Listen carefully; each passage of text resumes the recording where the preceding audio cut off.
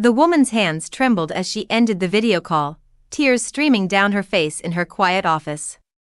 What should have been one of the most joyful moments of her life, meeting her newborn nephew, had become another painful reminder that her own family consistently chose to exclude her from life's most precious moments. At 34, she had always believed she was close to her two younger sisters, Sally and Bea.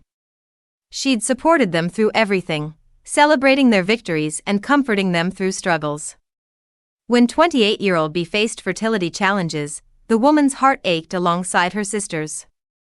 She rejoiced when IVF finally succeeded, buying baby items throughout the pregnancy and even gifting a precious hand-knitted blanket that their recently deceased aunt had made for her own son 6 years earlier.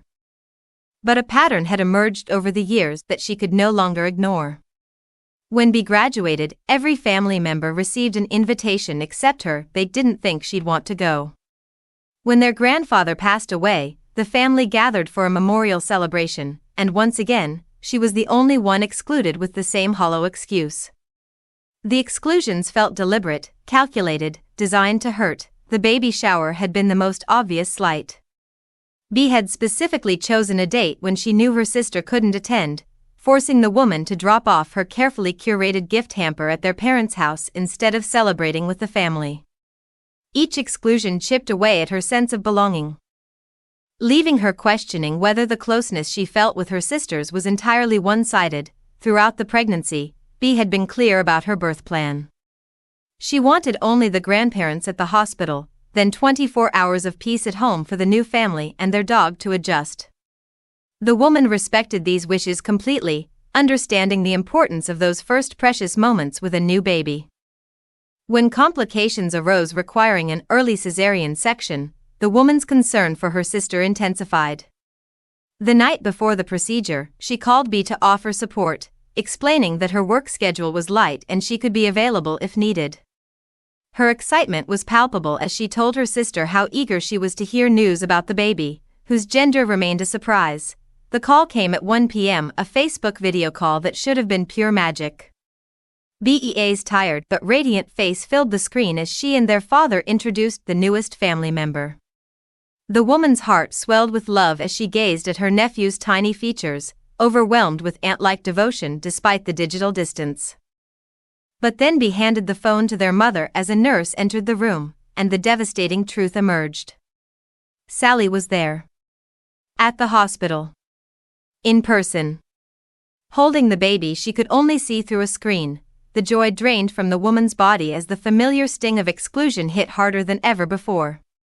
"Why wasn't I invited?" she asked her mother, voice cracking with hurt and confusion. "Because you were working," came the casual reply.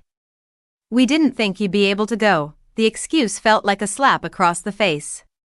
They had made the decision for her, robbing her of the choice to prioritize this once-in-a-lifetime moment. Her manager would have understood. Family emergencies and births were exactly the situations that warranted leaving work early. But instead of being given the opportunity, she was relegated to distant observer while everyone else experienced the magic firsthand. "That was my decision to make," she whispered before hanging up, her office walls closing in around her as sobs racked her body. Her manager, witnessing the aftermath, was appalled. She would have absolutely been allowed to leave, she assured the heartbroken woman. "Your feelings are completely valid. This is gaslighting." Later, through tear-blurred vision, the woman typed a message to her mother explaining her devastation. The response came back like a knife. "I'm sorry you feel that way." Not an apology for the exclusion, not acknowledgement of the hurt caused, but a dismissive non-apology that invalidated her pain entirely. She removed herself from the family group chat, creating distance from the people who claimed to love her but consistently chose to celebrate life's biggest moments without her. The silence felt both protective and isolating. As she sat alone in her office, the woman wondered if she was overreacting or if her family's pattern of exclusion was as cruel as it felt. The birth of her nephew should have been a celebration that brought them closer together, but instead, it had highlighted just how far apart they really were. What do you think? When family consistently excludes someone from major moments with flimsy excuses, is the hurt justified? Should she have hung up, or was there a better way to handle such a painful situation? Share your thoughts on this heartbreaking family dynamic.